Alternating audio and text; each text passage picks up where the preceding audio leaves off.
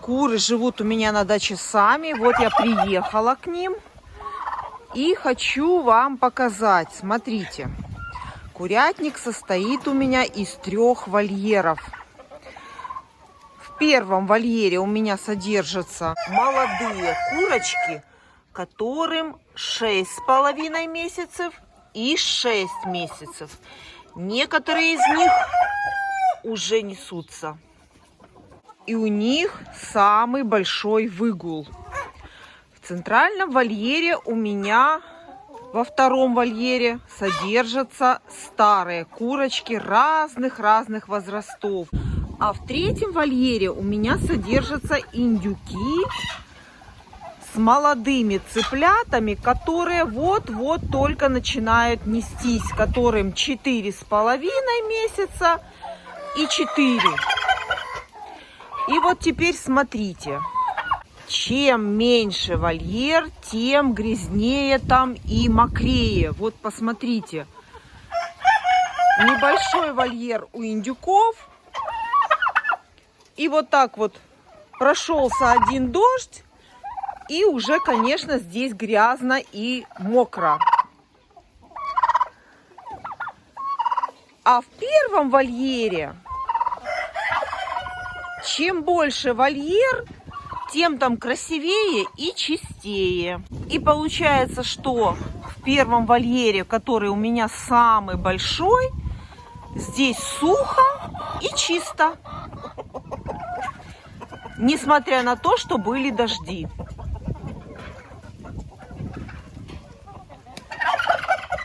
Но и еще не поэтому, конечно, а потому что уже начинаются морозы. И уже пришло время объединить индюков с этими цыплятами, молодыми курочками. Пришло время объединить их. Я вам рассказывала, что я это собираюсь сделать, как только будут приближаться морозы. Потому что в этом вольере на зиму я планирую держать шелковых кур. Объединить этих кур и индюков, и моих молодых курочек уже можно было это сделать и давно. Но я этот процесс все время оттягивала чем подальше. Почему я это делала? Потому что мне очень нравится состояние этих курочек. Посмотрите, у этих курочек очень хорошее состояние. Что я имею в виду? Я имею в виду, что никто им не выскубал хвосты, красивое оперение, все хвостики на месте, все курочки красивые. Здесь, в этом вольере, никто никого не выскубывает. Поэтому я этот процесс оттягивала.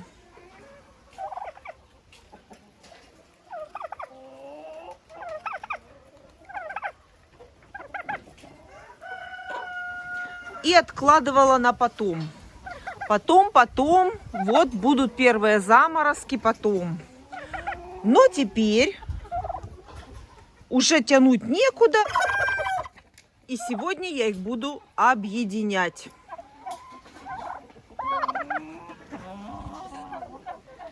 Ну и, естественно, этот процесс объединения я все время оттягивала, потому что я знаю, что это будут драки, будут конфликты, потому что и тут петушки, и есть тут петух белый, которого я буду оставлять на разведение. И я знаю, что он лидер, и он будет сейчас конфликтовать со всеми. Я понимаю, что он будет сейчас конфликтовать со всеми петухами, которые находятся в 1-м вольере. Но деваться некуда, это все равно нужно делать, и чем побыстрее уже, потому что индюшки должны вот-вот занестись, им нужно привыкнуть, им нужно освоиться, и точно так же этим молодым курочкам они занеслись и заносятся, И поэтому это очень важный момент. Но дело в том, что это объединение будет происходить вот таким образом. Я вам сейчас это все покажу. Дверь этого вольера не будет закрываться. Она будет все равно открыта. То есть это объединение будет происходить таким образом, что курочки и индюки смогут все равно туда ходить. То есть это постепенное, называется постепенное объединение. Это калитка, дверь этого вольера будет все время открыта. И в случае какой-то опасности птица сможет укрыться у себя дома, где она жила и раньше.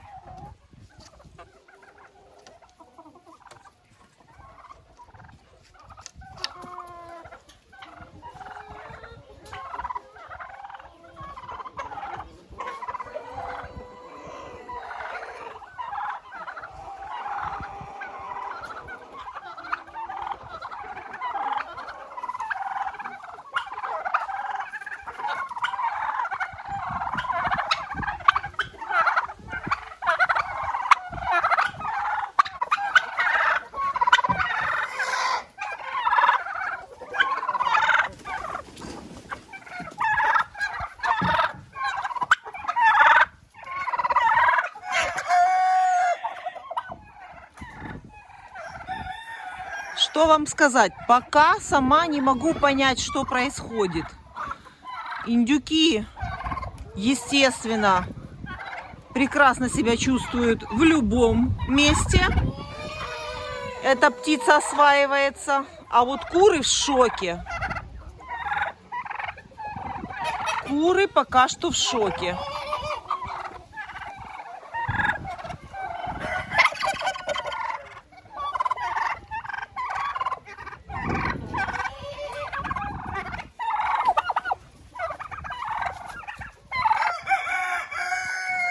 Двери этого вольера будут всегда открыты. И в случае необходимости и цыплята, и индюки смогут сюда заходить. Но в таком болоте, вот в таком болоте, я их оставлять больше не могу. Поэтому все желающие могут выйти и потом зайти. А это мои два красавца. Два петушка, которые будут оставаться на следующий год.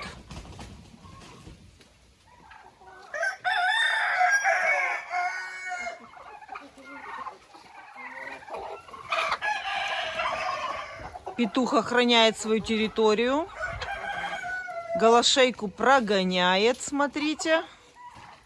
Это его территория.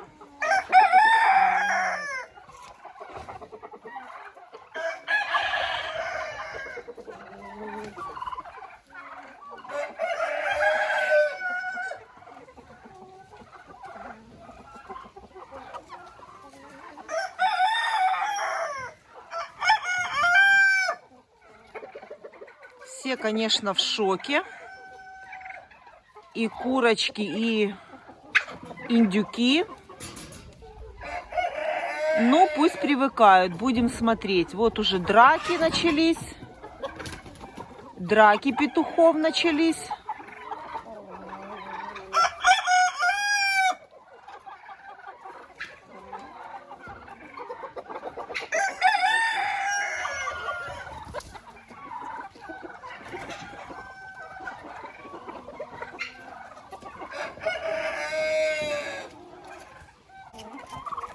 Принесла несколько кочанов капусты, чтобы успокоить кур, особенно петухов.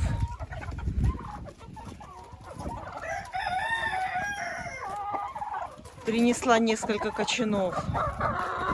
чтобы они занимались, отвлекались и не бились.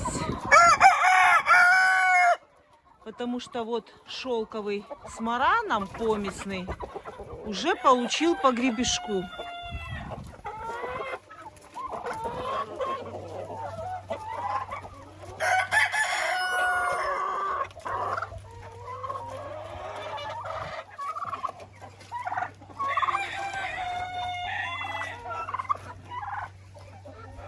И сразу все затихли.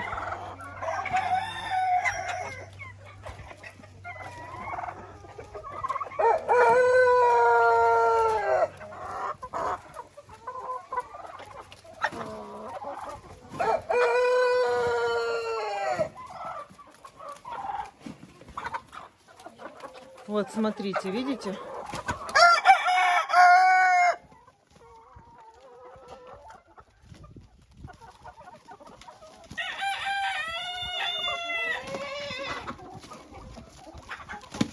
Вот так вот происходит объединение кур. В данном случае молодых курочек.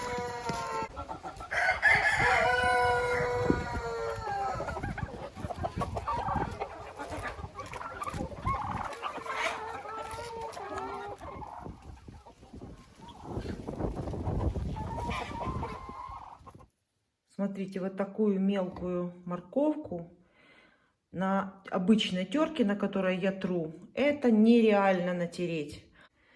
Вся морковка натерта на обычном домашнем комбайне. На обычную терку, которую я тру буряки, вот такую меленькую натереть, это очень долго и невозможно. Даже вот такую вот меленькую морковочку все трется отлично на комбайне овощерезка. Крупная овощерезка. Несу на переработку.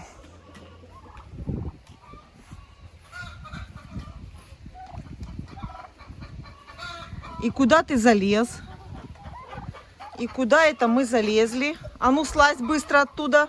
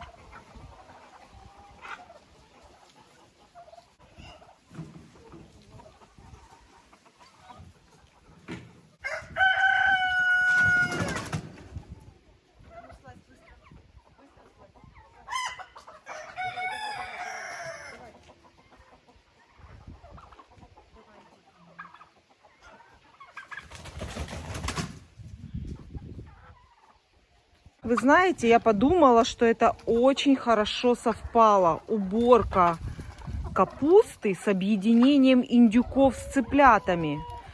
То есть это уже отвлекаются. Птица отвлекается на лист капусты и не обращает внимания на то, что вот такая красота пришла к ним жить в вольер. Да? Красавица ты моя. Моя ты красавица любимая.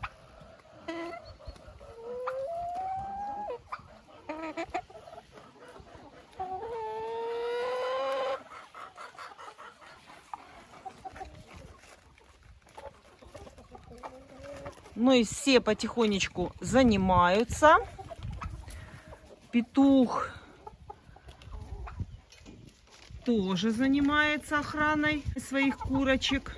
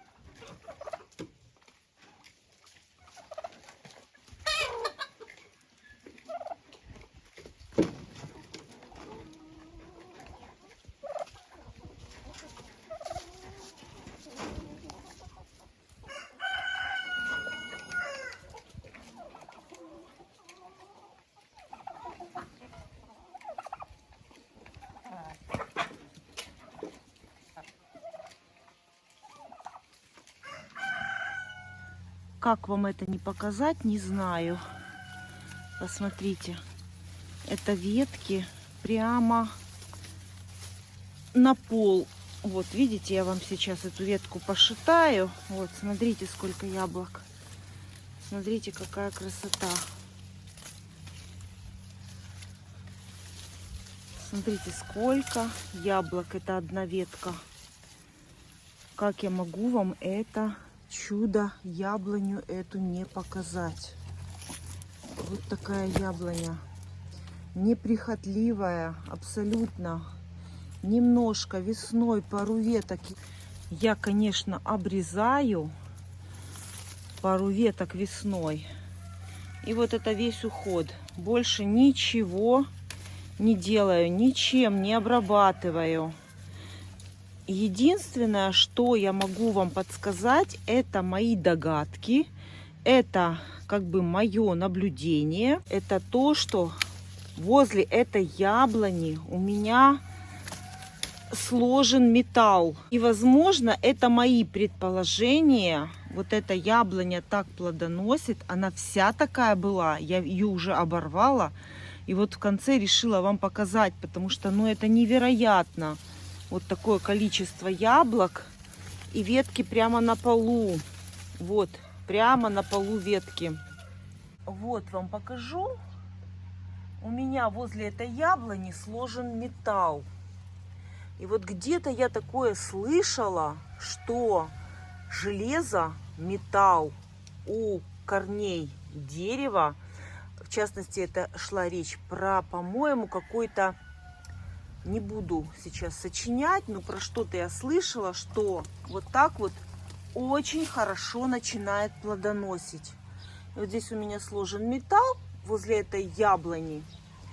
И не было такого года, чтобы на ней было мало яблок. У нее всегда, каждый год, огромное количество яблок. Это уже я обрываю остатки. Очень много яблок было. И так каждый год.